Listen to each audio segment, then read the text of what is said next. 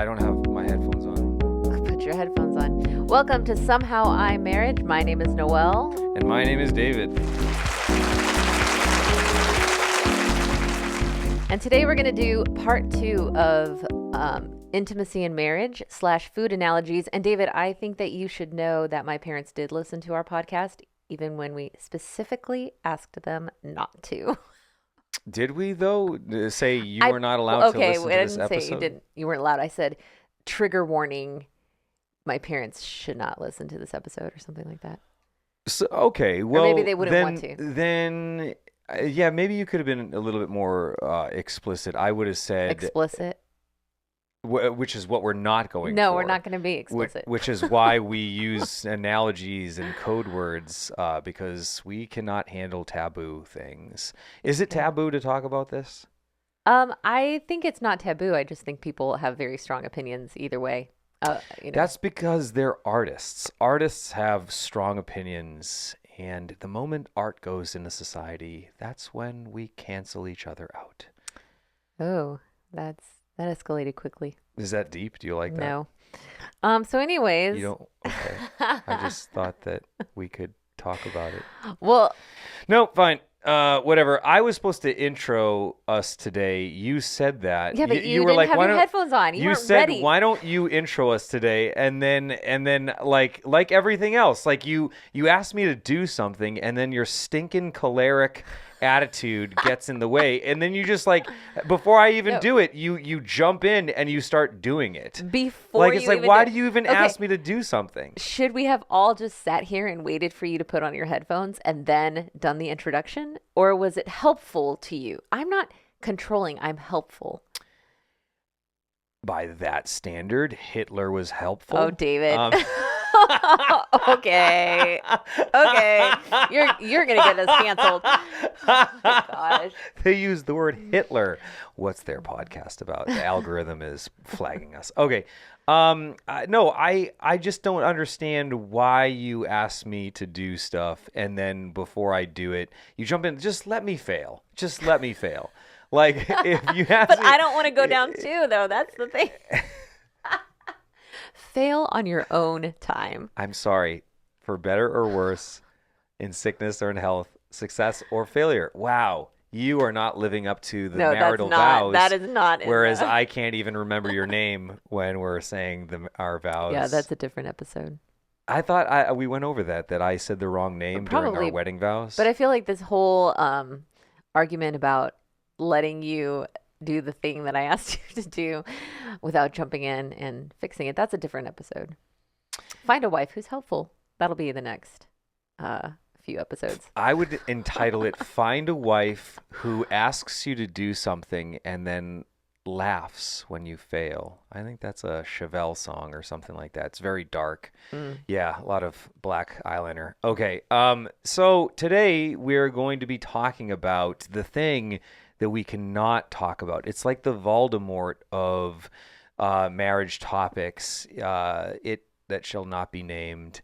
I'm just kidding. We have no problem talking about it. But I think last time we used analogies because your parents listen to us, and we always... No, we just used analogies because we were trying to set up the entire process of intimacy in marriage, and where it made sense, because I was saying that you want to get to the main meal. I need like kind of a 3-course process. I need a process. So I can't even say the name of it if I know your parents are listening.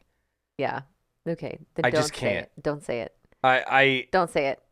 I can't even look at you. But we did feel like we left out a few things that we wanted to add into the conversation. Yeah, that's a wide variety, a widespread, if you will, topic. It's like a Thanksgiving dinner. There's so many things to pile on the plate, and you can't possibly eat it all. And if you do, you will pass out at the table from all the tryptophan. Is that it? Mm-hmm. Yeah, I said Well, it. And one of the things that especially was on David's heart was that he discovered he has a lot of anxiety around his meals. I thought we weren't going to talk about that. Oh. No, all I meant was how to, well, we'll get in. Okay. It's a time for both of us to share. So we'll get into just how everybody feels about this. I guess what I mean is, hold on, I'm going to sneeze. Wow, bless you. Do you ever sneeze like that? Nope. No, not everybody can be as cool as me. I guess when it comes to sharing, since we're on the topic of that, I would like to get the ball rolling by just saying that for me as the man, there is a certain level of anxiety that surrounds the issue of, shall we say, eating our meals, when we will eat. And I think you and our audience knows, we don't have to explain the analogy any further. We're talking about marital intimacy, but we're using the food analogy just as Jesus used parables.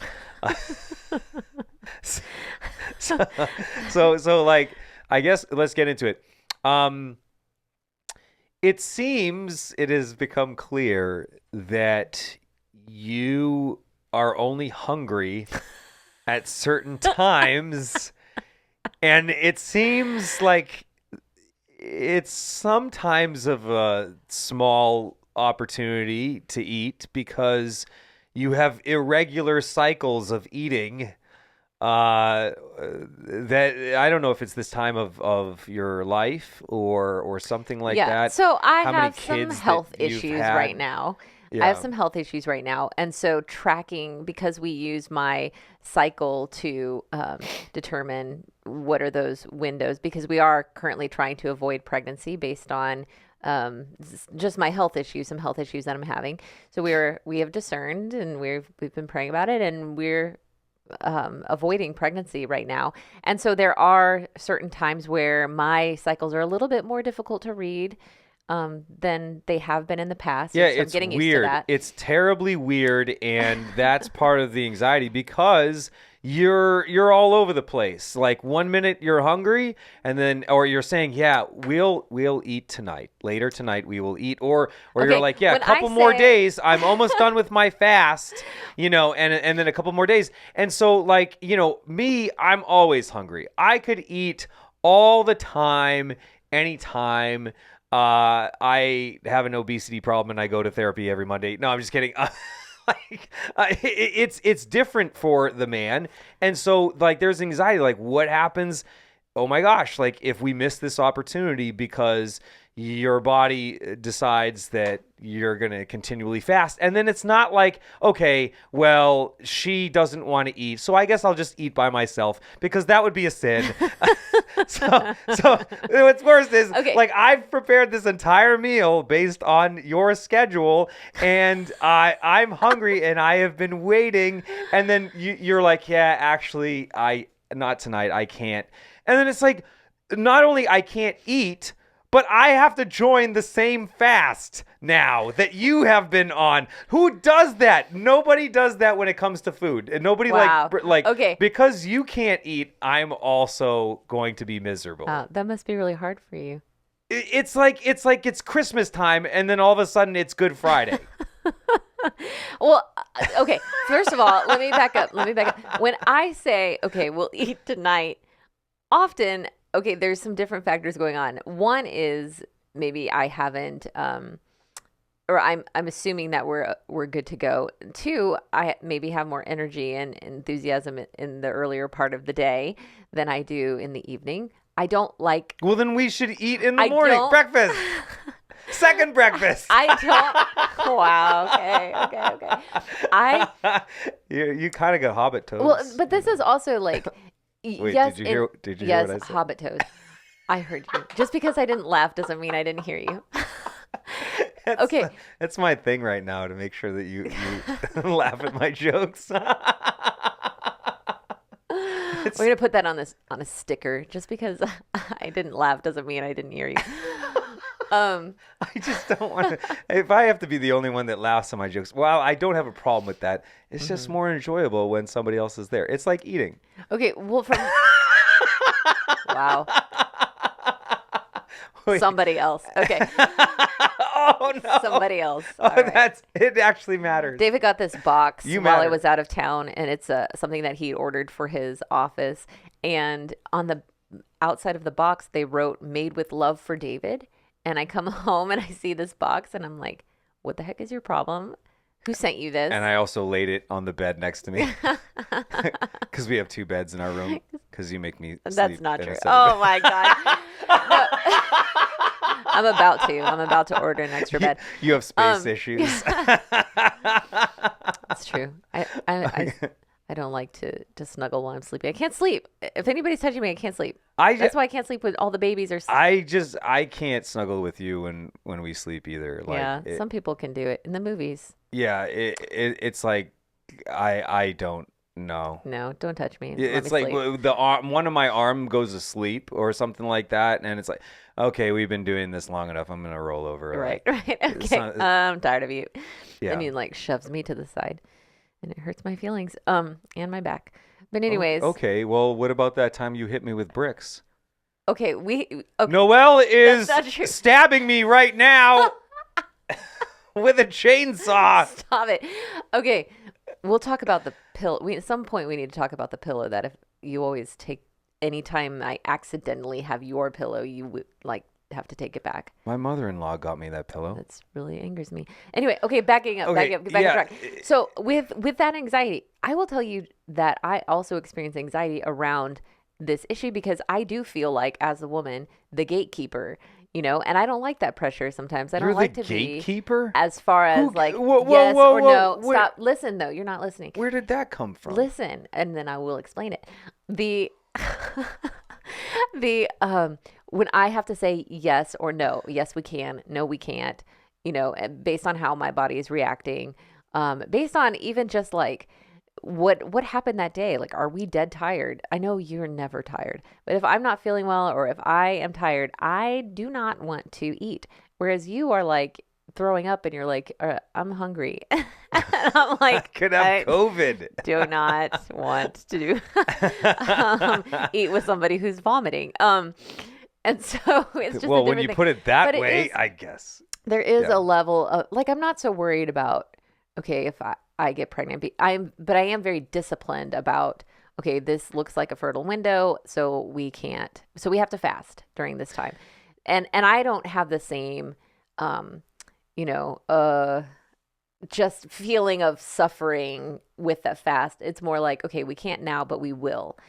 Whereas you have sort of this like, we can't now and we will never Yes, mentality. yes. It is absolute desolation. And I think the analogy goes like if you have prepared a meal and the person told you they would be there and then you don't eat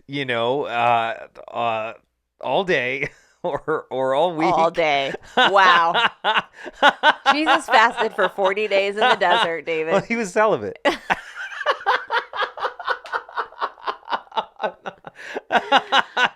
Okay. Anyways. Yeah, and then the person doesn't show, like they say, I can't come to the meal. Then you're expected to fast yourself. Like that in the food world, like the actual food world, that would be pretty tough. So, but in what we're talking about, the actual intimacy part of things, I think maybe in the food world there'd be this aspect of rejection, but in the marital intimacy world, it's even more so rejection. So that leads to desolation and oh my gosh, I'm going to die. And It is really hard to see you curled up in the fetal position and like rocking back and forth and crying. Yeah, and then you stand over me and you're like, get up. Not true. Get up and pull yourself together. Man up. Okay. Man up. That's what our trainer says. Yeah, the when you do start pouting, I do get angry because it is a thing where it's like not my fault. I'm not rejecting you because I don't want to be with you or whatever. Like there's always a just reason. And early in our marriage, that took me a while to figure out like what is a just reason or what is not, or if what is just an excuse. Like I just don't feel like it. I'm tired, whatever. And those days happen for sure, but it's not about, I'm rejecting you. I don't want to be with you and I don't love you. It's like, more of okay, these are the factors at play that make it difficult or impossible that we can't eat at this time. So, but you have expressed dissatisfaction that when you know that I'm definitely not in the mood, I don't feel like it, that you know that when we do eat, you're like, well, you didn't enjoy the meal at all, and that wasn't satisfying for you either ultimately because I just was not hungry at all, you know. But it doesn't mean I don't love you. It just means I wasn't hungry. I'm not doing the dishes ever, ever, ever again. I'm not helping with anything because I don't feel like it. No, but science has shown that Oh, for a there we woman, go, for a science. woman, that pleasure is very much related to her mentality, her brain, like what is happening, what is she thinking about? And we've No you one, you no know how one that knows. I have been. No one knows what's in a woman's brain. Like science, least of all. But like feeling loved is a big part, safe, secure, all of those things. So if we've been tense with each other and then you are like, hey, do you want to eat? And I'm like, I am not totally over this yet or whatever it is, but I will try to get over it. These are all factors at play that affect my personal enjoyment of eating. Okay. And Well, thank you you. already know. Thank you Well, for sharing you know that. that too because you've gotten mad at me when I'm like, so should we paint that wall while we're eating or something? Like my if my brain is not into it, and it's not for lack of trying. It's literally like what we talked about. Sometimes you want to jump into the meal or the appetizers, and I'm like, I need the step before that. I need something to help get into the uh, appetite. I need more help working up an appetite than you do, I think is the bottom line. Mm-hmm. Okay. And also, I you can feel eat like this anything you is like want. a lot like of what I need to work on. Yeah, well, I'll tell you what I need to work on. Oh, I can actually do that. Okay. Like yeah, everything you're saying, like I get it, Well, I'm not but saying you have to do that part. but it's like it's still like everything that's just it kind of sounds like well you're just gonna have to deal with it. No, there's two extremes here. One extreme is you have to prepare the whole meal and do everything all by yourself. That's how I feel like you're maybe taking that what I just said. But then there's the other extreme of well, you uh like I have to be the one that says yes or no and it all depends on me 100%. I think Well, there's a right, compromise, hang on, you right know. there. So from the eating schedule standpoint, or as it's called NFP, standpoint, that has to be both of us. Right. If it's just you doing the tracking of the meals, then that's probably where the we cannot uh, whatever engage in Mhm. eating. That's where that turns into or feels more like rejection. Mhm. So the less I'm involved with that, the worse it's going to turn into that feeling. Right. So we It have comes out of nowhere. Hang on, but I was also going to say like it's also now I forgot what I was going to say. sorry. I was going to say we have on our iCal a fertility calendar. That's what I was going to say. The cycles come out of or the things change out of nowhere, just where Mhm. you're at. And so even if I am involved with that type of, whatever knowledge of where you're at and things, when you could have like Shorter cycle. a shorter cycle, and then all of a sudden, yeah, like no, we can't. That's still a level of like, what the heck, kind of thing. So what is the answer there as far as other than just greater self-denial, and which has worked, I guess. I haven't died, but actually I have to myself, but barely. It is okay. Barely. You don't even know the battles I've fought. Oh yeah, in your face. Thank you, guardian angel. You got my back. Her not so much. Yeah, it's been difficult, but yeah, what's the answer there? Yeah. Well, okay, so we're talking about kind of how we have to work together to overcome some of these obstacles. Like one, we really can't get pregnant. Like that's a big thing that's on the table because we've already had 3 early miscarriages, and the doctor says, it's risky. It's unlikely to be able to carry a baby to full term at this point. So that's kind of off the table. Is we're trying to, God can always work within that. If he wants to create a life, he'll create a life. We're open to that. But we are discerning to avoid. And that does mean a greater sense of building the relationship in other ways. It does mean we have to create desire for one another beyond just the desire to eat. So like doing the podcast together for us brings us close together. We laugh, we fight, but we laugh, and we are able to have a conversation, share coffee, all of those things. We're building that desire. But then from my standpoint too, if we're talking about like setting the environment, setting the table, I have to feel comfortable with my own self and my image and my body, which has changed a whole lot over the years.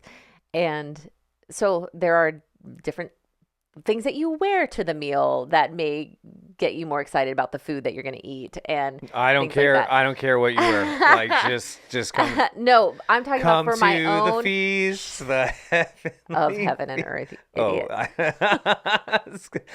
Oh, David prepares the feast, and when his wife doesn't want to eat, he runs out to the street. That actually rhymed. Yeah, I run. If you don't come to the feast that I prepared, I'm just gonna go out into the street and start yelling like, "Hey, everybody, come on in here!" It doesn't matter. Come eat my food. No, that's not appropriate. That was not appropriate. How come it works for God? Yeah. Probably because that wasn't an analogy. Well, that was. The analogy meant something else, actually being invited to that relationship with him, that intimate relationship, and heaven. But heaven is also a wedding feast, the nuptial union of the bride and bridegroom. So we're not far off, but still, for some reason, it does not. Actually, I know the reason why it doesn't work. Mixing those two analogies. Let's never do that again. Because you're not God. That's for starters, and also I don't think that parable had to do with sex. I'm just gonna say it. So, anyways, yeah, I think there has to be cooperation, because if it becomes one-sided, and it has in our marriage a lot of times, where it's become you are the only initiator. I am not hungry at all. You prepare the meal. I'm willing to eat, but it's not great. Or it's been the other way where I am like, we're fertile, we can't do this right now, and then you're pouty. Like we both have had this kind of. It's not just pouty. It's like, yeah, sure. If it is pouty, it's because like, yeah, the physiological that was fun to say. The physiological stuff related to that, but then also. Yeah, like feeling rejected, like your way of unwinding. You may choose a way of unwinding from a long day that is like, that's how you want to unwind. Like, what about this? Like that we could be doing. And so, yeah, that's what it's related to the poutiness. And yeah, like is that how I want to be? No. That's not where I want to be headed. But also like I think that okay, here's something you can work on. You have to not be playing to your personality weaknesses. Like you need to play to your personality strengths. You are in the personality test realm of things. Oh, you look mad at Wait, me what right does now. that mean? I don't know what that means. Meaning Say that. you are Say that means. in the personality Right. test things. You are choleric. One of the tests is like choleric, phlegmatic, sanguine, melancholic, whatever. And there's different tests and different results. Whatever. There's one test like is like if you're an E5 person, it's like it means one thing. But like you are this person like that has this personality of I can do all the things and I can do them better than you. like and Well, but maybe okay. that's part of the reason why you're tired all the time is because like literally you're doing all the things and you just have to chillax on stuff like me and and then you would not be No, so tired at the end of the day and we can't all take it as easy as you, David. But no one is going to be as gifted in that area no, but as myself. But you could learn a thing or two from me. it's while it is true that You are Martha I need to have a out of scripture. time like an end time of the day of like, okay, after 8 o'clock, like I am done. Like I'm not going to keep working 8 o'clock. We've hopefully by then done the dishes, got the kids ready for bed. And so there's not as much work to do by that point. Yeah, but I do need like kind of a transition period between the work of the day, like a little minute of by myself, me, myself, and I time for a second there. Like that's my unwinding part, and then, yeah, then I am a little bit. Then I'm able to more focus on you. If I go from right to focusing on everything that had to be done in the house, everything with the kids, all the conversations we had before they went to bed, and then go be like, okay, now let's eat. It's a little bit hard to get out of that mind shift of all the things that have to be done. I just realized something. What is that? You understand me now? No, but I see the situation a little bit differently. In the mornings is my me, myself, and I time. It's true. Like waking up early when it's quiet before everybody else, sitting with coffee, the word, the scriptures, and just having that interior time. That's my personal time. You don't do that. You come out of your bedroom, and which is consequently our bedroom also, but but I'll let it slide. And, That's what she said. yeah. Okay. Okay. Sorry. Don't ever do that again. How dare We you? had to have one in one Don't. of these episodes. Okay, go Don't. ahead. Go ahead. Don't you dare. And you come out and you're like, well, have you done this? And you get going like right away. And I'm like, I'm not doing any of that. Yeah. I know. Pardon her, Lord. She knows not what she does. And then, but you don't do that. You start the day like you start the day. And then you have that interior time towards the end. And I don't think I understand that. I don't think I pick up on that because I'm doing my thing. And if you didn't do it my way, then you must not be doing it at all. We both feel that way, don't we? Yes. Well, this has been we're so self-righteous. We just discovered David and Noelle are self-righteous. smudge and arrogant. See, right? Well, that's what you need to work on. But also, I think that then the compromise is afternoon delight. That's it. What time is it right now? I don't know. It's only 10:30. Dang it. I have to fast till. Oh my gosh, you and your fasting. Well, that's perfect timing. Perfect timing. Yeah.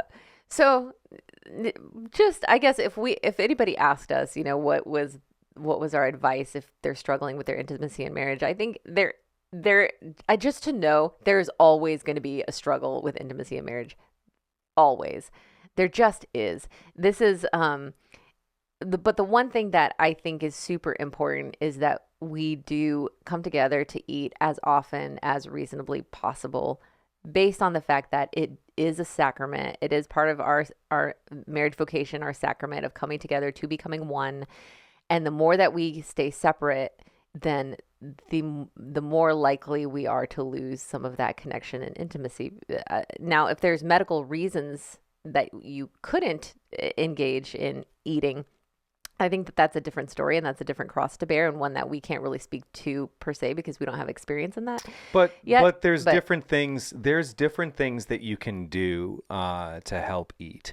Like for example, like it's like the husband can, take the spoon and be like, here comes the helicopter. What are you talking about?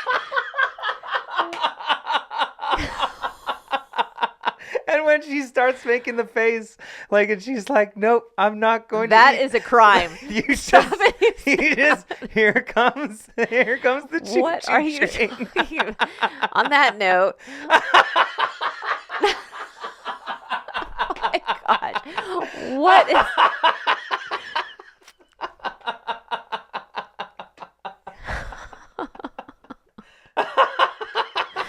Okay. Anyways, I don't even know where to go with that. I think the food analogy just fell apart. So this is the last episode for talking about this. We don't have to do another one of these for a while. On that note, just